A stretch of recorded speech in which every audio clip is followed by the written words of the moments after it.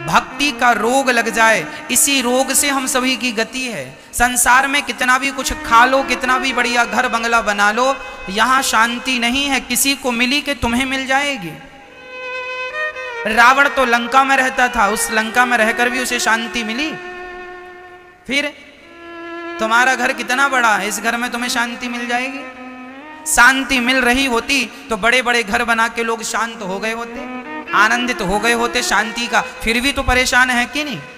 यदि आप पैसों से संतुष्टि पाते, शांति पाते, तो पैसे कमा के ही शांति मिल जाती। पर जो पैसे कमा रहे हैं वो भी तो शांति को नहीं प्राप्त किए। मन फिर भी तो अशांत है, मन फिर भी तो कुछ और चाहता है, मन फिर भी तो कहीं भाग रहा है। क्यों? जब तक मन को भगवान नहीं मिलेंगे तब तक ये मन शांत होने वाला नहीं है। सच्ची बताएं, भूख लगी हो तो एक ही उपाय है, क्या? भोजन। प्यास लगी हो तो एक ही उपाय है, सिर्फ पानी। उसी प्रकार मन, जैसे भूख का इलाज भोजन है, प्यास का इलाज पानी है, उसी प्रकार मन का इलाज क्या है? मन बहुत भटक रहा है, तो जानते हो क्यों भटक रहा है? क्योंकि अभी तक इसे भगवान नहीं मिले, इसलिए भटक रहा। यदि मन को भगवान मिल जाए, मन को भगवान में लगा दो, तो मन की जो उछल पुछल है, अशांति है, वह शांति में बदल जाएगी और आपको शांति का अनुभव मिलेगा, शांति प्राप्त होगी। आज लोगों के पास सब कुछ है, शांति ही तो नहीं है। क्यों शांति नहीं है? क्योंकि मन भगवान में लगा ही नहीं। जिन जिनका मन संसार में लगा है उनका इतिहास उठा लो, मन ने कभी उन्हें शांति नहीं दिलाई। मन उन्हीं को शांति दिलाता है जिनका मन समय से भगवान में लग जाता है। लगा लो, लगा लो, लगा लो। भगवान आनंद के सागर हैं, विश्वोत्पत्ति आदि है। तबे भगवान करते क्या है? ये दुनिया को बनाते हैं, पालन करते हैं, चलाते हैं। ये संसार उत्पन्न करना, पालन करना, चलाना, ये सब भगवान का काम है। अच्छा, एक सज्जन ने हमसे कहा, महाराज जी भगवान है, इसका सबूत दीजिए। आज हम ईश्वर के होने का एक सबसे बड़ा सबूत आज आपको देख के समझाएंगे।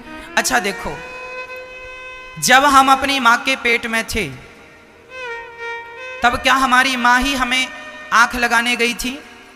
क्या मां ने ही हमें हाथ पांव लगाए अंदर पेट में घुस के? फिर किसने? किसने? साइंस कहता है कि यदि ये वस्तु है, साइंस की बात कर रहा हूं, साइंस कहता है कि यदि ये वस्तु है तो इसे बनाने वाला भी कोई होगा। ये साइंस का सिद्धांत। अब देखिएगा, यदि ये माइक है तो इसे बनाने वाला कोई है, यदि पंखा है तो उसे बनाने वाला कोई है, गाड़ी है तो उसे बनाने वाला कोई है, वस्तु है तो उसे बनाने वाला कोई है। तो आप अपनी माँ के पेट में बढ़िया बन गए, आंख सही जगह लग गई, नाक सही जगह लग गई, मुंह सही जगह लग गया, हाथ पांव एक्टिव हो गए, ये सब आप बन गए माँ के पेट में। तो क्या माँ ने बनाया? आंख लगाने तो माँ गई नहीं थी, कान सेट करने तो माँ गई नहीं थी, फिर ये कान किसने लगा दिए? यदि आप 9 महीने में तैयार हो गए तो सच्ची यह है बात कि आप तैयार हुए नहीं हैं, आपको भगवान के द्वारा तैयार किया गया है। ईश्वर ने ही आपकी आंख, हाथ, पांव। अब कोई कहे भगवान कहाँ है? अरे भाई, जैसे वस्तु है तो बनाने वाला कोई है, तो आप हैं तो आपको भी तो बनाने वाला कोई होगा। आप हैं तो आपको बनाने वाला कोई होगा, हाँ या ना? मैया जी समझ में आ रही है? यदि हम हैं तो हमें बनाने वाला कोई है, मनुष्य है तो उसे बनाने वाला कोई है। तो जो कोई है वह कौन है? वही ईश्वर है, वही श्री कृष्ण है, वही श्री राम है, वही नारायण है, उसी को भगवान कहते हैं। तो भक्तों अब देखना, अब मैं सबसे बड़ा सबूत दे रहा हूं। जब मां के गर्भ से आप बाहर आए तो क्या आपके मुंह में दांत थे? दांत नहीं थे। तो भगवान को चिंता हुई कि आप जा तो रहे हैं, रोटी तो खाना पाएंगे, चावल तो खाना पाएंगे, बादाम काजू पिस्ता तो खाना पाएंगे। तो भगवान ने क्या दे दिया? माँ के गर्भ से आपका जन्म नहीं हुआ, तब तक माँ के स्तनों में दूध नहीं था, लेकिन जैसे ही आप बाहर आए अपने आप माँ के आंचल में दूध की धार बह गई। ये कौन था व्यवस्था करने वाला? कोई डॉक्टर गया था कनेक्शन जोड़ने के लिए? गया कोई? ना, अपने आप जुड़ गया ना। कौन है ये व्यवस्था? अनादि काल से तुम्हारे दूध पीने की ना जोड़ता तो क्या पीते? मरना जाते भूखे। बच्चा पैदा हुआ और मां के स्तनों में दूध की धार आ गई। यह व्यवस्था किसकी थी? मैया जी, किसकी व्यवस्था है ये? ईश्वर की। जब दांत न थे तब दूध दियो, अब दूध दियो तो को अन्न भी दे है। जल में छल में पशु पक्षी की सबकी सुधि लेते हैं, तेरे ले हैं। जान को देत अजान को देत, जहान को देत वो तो को भी दे है। रे मन मूर्ख सोच करे क्यों, सोच करे कछु हाथ न आई है। जिस परमात्मा ने तुम्हें मां के गर्भ में नहीं मरने दिया भूख से, वह परमात्मा तुम्हें इस धरती पर नहीं मरने देगा भूख से।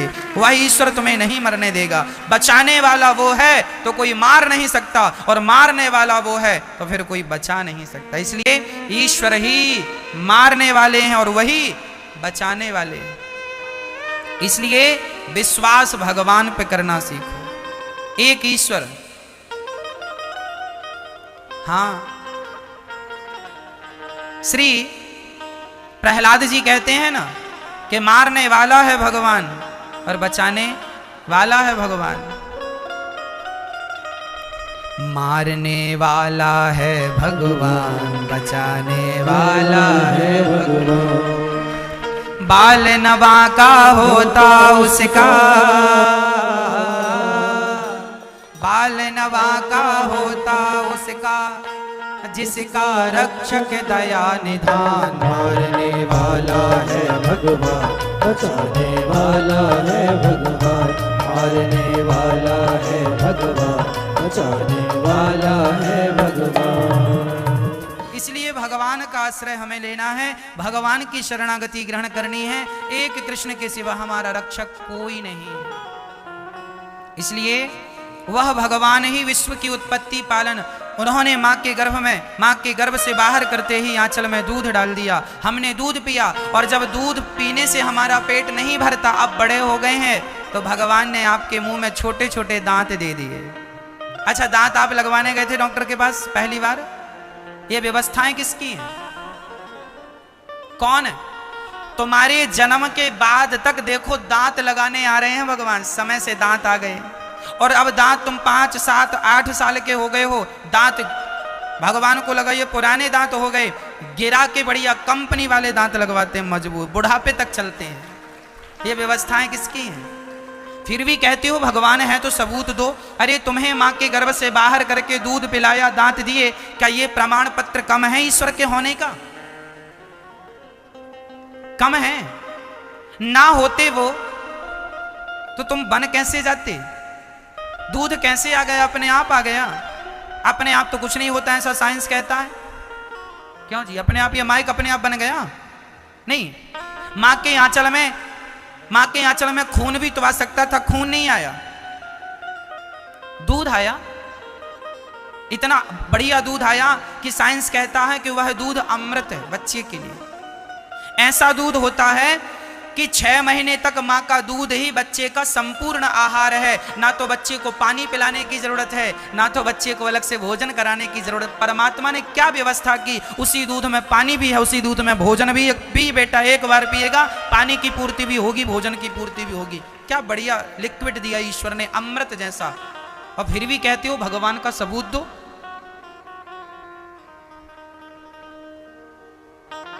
तो ईश्वर क्या करते हैं? विश्व की उत्पत्ति, पालन और संहार करते हैं। वह भगवान समस्त दुखों का नाश करते हैं। ऐसे भगवान जो सारे दुखों का नाश करने वाले हैं। तापत्रय विनाशाय श्री कृष्णाय वयम नुमः। ऐसे भगवान समस्त दुखों का नाश करने वाले हैं। ऐसे भगवान को हम नमस्कार करते हैं। राधा सहित श्री कृष्ण को, श्री राधा सहित श्री कृष्ण को हम प्रणाम करते हैं। बोलिए भक्त वत्सल भगवान की जय। यम प्रव्रजंत मनुपेतमपेत कृत्यम, द्वैपायनो विरह कातरया जुहाव। पुत्रेति तन्मयतया तर्वोभिनेदुस्तं सर्वभूत हृदयं मुनिमानतोस्मि। सुखदेव भगवान का जन्म हुआ, और जन्म लेते ही वह सन्यासी हो गए, भगवान में लग गए, भगवान में मन लग गया उनका, भगवान की ओर चले गए। सुखदेव जी जन्म लेते ही भगवान के भजन में लग गए और हम लोग अभी भी भगवान के भजन में नहीं लग रहे हैं। ये देखो कितना दुर्भाग्य है। सुखदेव जी जन्म लेते ही पिताजी रोक रहे हैं, बेटा रुक जाओ, पुत्र पुत्र शादी विवाह कर लो फिर चले जाना। सुखदेव भगवान बोले ये गृहस्थी ऐसी है कि आदमी एक बार उलझ जाए तो फिर उलझता ही जाता है, सुलझता नहीं है। अच्छा, आप लोग भी जब शादी किए थे ना तो आप लोगों को यही लगता बस शादी करेंगे फिर भजन कर लेंगे, शादी किए फिर लगा बच्चे और पैदा कर लें, बच्चे पैदा कर लेंगे। महाराज जी बच्चे हो गए, अब बच्चों का विवाह हो जाए फिर हम जिम्मेदारी से मुक्त हो गए, चलो वो भी देख लेते हैं। बच्चों का विवाह भी हो गया, तुम फिर भी तुम मुक्त नहीं हो रहे हो, फिर भी चिपके पड़े हो संसार से और गृहस्थी से। गृहस्थी बुरी नहीं है, पत्नी पति और पुत्र बुरा नहीं है मेरी माँ, लेकिन ये जो आपकी आसक्ति जरूरत से ज्यादा परिवार और घर में होती है, यह आसक्ति आपके लिए नुकसानदायक है। इस आसक्ति से जितने जल्दी हो अपने आप को दूर कर लो, नहीं तो यह आसक्ति ही सर्वनाश कर देती है, जीव का पतन कर देती है यह आसक्ति। इसलिए आसक्ति नहीं होनी चाहिए। हमें जीवन में ऐसे ही रहना है जैसे कीचड़ में कमल रहता है। कीचड़ की एक बूंद भी कमल पर गिर जाए तो कमल उसे तुरंत नीचे गिरा देता है। पत्नी के साथ, पुत्र के साथ, परिवार के साथ रहो, रहना बुरा नहीं है, लेकिन रहकर ये ना कहो कि ये मेरे हैं। भाव यही बना रहे कि ये मेरे नहीं है, मेरे असली तो भगवान है, मेरे तो गिरधर गोपाल, दूसरो ना कोई, भगवान मेरे हैं। ये केवल एक व्यवहार है। एक बात बताओ, ट्रेन में जब आप सफर करते हैं तो जिस सीट में आप बैठते हैं वह सीट आपकी होती है कि नहीं? हाँ या ना? होती है। कितनी देर के लिए? यदि आपकी होती भी है तो उतनी देर के लिए जितनी देर आपका स्टेशन नहीं आया। स्टेशन आते ही वह सीट किसी और की हो गई कि नहीं? आप कह रहे थे उसके लिए लड़ तक लिए, भाई उठ, मेरी सीट में बैठ गए। हाँ तेरी सीट है, पूछो जरा, ये तेरी सीट है। जैसे ट्रेन की कोई भी सीट हमारी होती नहीं है, लेकिन थोड़ी देर के लिए टिकट मिलने पर हमें लगने लगता है ये सीट हमारी है। उतनी देर के लिए है जितनी देर तुम्हारा स्टेशन नहीं आया। आ गया उसके बाद वही सीट किसी और की हो जाएगी। बस जो बेटी, जो बेटा, जो पति, जो पत्नी आज आपका है, आपकी है, आने दो स्टेशन, आज आपकी है, आपके देखते देखते किसी और का वो हो जाएगा या हो जाएगी। माँ कहती है ये मेरा बेटा है, चलो वो एग्जाम्पल से समझते हैं। माँ कहती है ये मेरा बेटा है, हाँ मेरा है, मेरा बेटा है, मेरा, मैंने रिजर्वेशन कराया, मेरा बेटा, मेरी सीट है ये, चलो ठीक है। बहू आ गई, बहू आ गई, कहने लगी मेरा पति है, और पति को लेके चली गई शहर। माँ कहती रही मेरा बेटा, मेरा बेटा। हाँ तेरा बेटा था तो रोक लेती अपने बेटे को, रोक पाई कोई माँ अपने बेटे को? फिर ये जो तुम ज्ञान रखते हो ना मेरा वाला, ये सब झूठा ज्ञान है। तुम्हारे ये झूठ का पर्दाफाश तुम्हारी आंखों के सामने होता, लेकिन फिर भी कोई नहीं मानता, तो हम क्या करें? बहू के आते ही वो दावा ठोक देती है ये मेरा पति है। हाँ या ना? हाँ या ना? फिर वो कहते रहे मेरा बेटा। अब तो तुम्हें गिलास भर पानी भी देने नहीं आता, अब तो 2 रोटी देने भी नहीं आता, अब तो फोन लगा के ये भी नहीं पूछता माँ कैसी हो, कहती थी ना मेरा बेटा है, मेरा बेटा। यही तुम्हारा अज्ञान है, और इसी अज्ञान में तुम जीते हो और इसी अज्ञान में मर जाओगे। इसलिए कहता हूं ज्ञान ये वाला सत्य नहीं है, ज्ञान तो मीरा का सत्य है जो कहती थी मेरे तो गिरधर गोपाल दूसरो ना कोई। वो मेरे वो है, लेकिन मैं इन्हें अपना मान बैठी हूं जो मेरे हैं ही नहीं। ये ईश्वर की व्यवस्था है। आया है सो जाएगा राजा रंक फकीर, एक सिंहासन चढ़ चला एक बंधा जंजीर। जाना सबको ही है, कोई सिंहासन पर चढ़ के जाएगा, कोई जंजीरों में बंध के जाएगा, रहेगा यहाँ कोई नहीं। ये भटिंडा आज के 100 साल पहले भी था और आज के 100 साल बाद भी रहेगा। आज के 100 साल पहले आप में से यहाँ कोई नहीं था और आज के 100 साल बाद आप में से यहाँ कोई नहीं रहेगा। कहानी केवल 100 सालों की है मेरी माँ, ये 100 साल संभाल लो। 100-200 साल पहले भी भटिंडा था, लेकिन आप में से कोई नहीं था। 200 साल बाद भी भटिंडा तो रहेगा, पंजाब तो रहेगा, भारत तो रहेगा, लेकिन ना तुम रहोगे ना हम रहेंगे। यहां सत्ता ना तुम्हारी है ना हमारी, फिर भी अज्ञानवश लोग कहते हैं ये मेरा है, ये मेरा। तुम्हारे बाप दादे भी यही कहते कहते मर गए कि ये मेरा है, ये मेरा। ना वो रत्ती भर ले गए, ना तुम्हें ले जाना है, ना तुम्हारी औलाद लेके जाएगी। लेकिन अज्ञान में जीने की आदत हो गई है, तो हम क्या करें? अज्ञान में जीने की आदत हो गई है लोगों की, अज्ञानियों की तरह व्यवहार करने की आदत हो गई है। हम ये बिल्कुल नहीं कहते मकान ना चलाओ, दुकान ना चलाओ, खूब पैसा कमाओ, खूब फैक्ट्री चलाओ, खूब पैसा कमाना चाहिए, यश कमाना चाहिए, आपकी पद प्रतिष्ठा सब होनी चाहिए। लेकिन सब होता हुआ भी अंदर से ये विचार बना रहे, अंदर से ये ज्ञान बना रहे कि ये कुछ भी मेरा नहीं, ईश्वर ही मेरे हैं। बस ये ज्ञान बना रहे। बस मैं ये लिंक जोड़ना चाहता हूं आपकी कि आपको ये ज्ञान बना रहे कि ईश्वर मेरे हैं, ये मेरा नहीं। आप ये लिंक भूल जाते हैं ईश्वर की कि वो मेरे हैं, आप इन्हें अपना सम्मान लेते हैं। ये सत्य नहीं है। इसलिए ज्ञान की ओर बढ़िए। जो ज्ञानी है वह सुखी है और जो अज्ञानी है वह दुखी है। अज्ञानी आदमी की ना यहां गति है ना वहां गति है। अज्ञानी यहां भी रोता है वहां भी रोता है, जबकि ज्ञानी यहां भी प्रसन्न है। अच्छा सुनो, एक उदाहरण से आप समझो। जेल में दो लोग रहते हैं, एक कैदी और दूसरा जेलर। जेल के भीतर तो जेलर भी रहता है, बात समझ में आ रही है? जेल के अंदर जेलर भी है और जेल के अंदर कैदी भी है, लेकिन कैदी दुखी रहते हैं और जेलर जेल के अंदर भी बोलो प्रसन्न रहता है, जबकि दोनों जेल के अंदर है। बात समझ में आ रही है?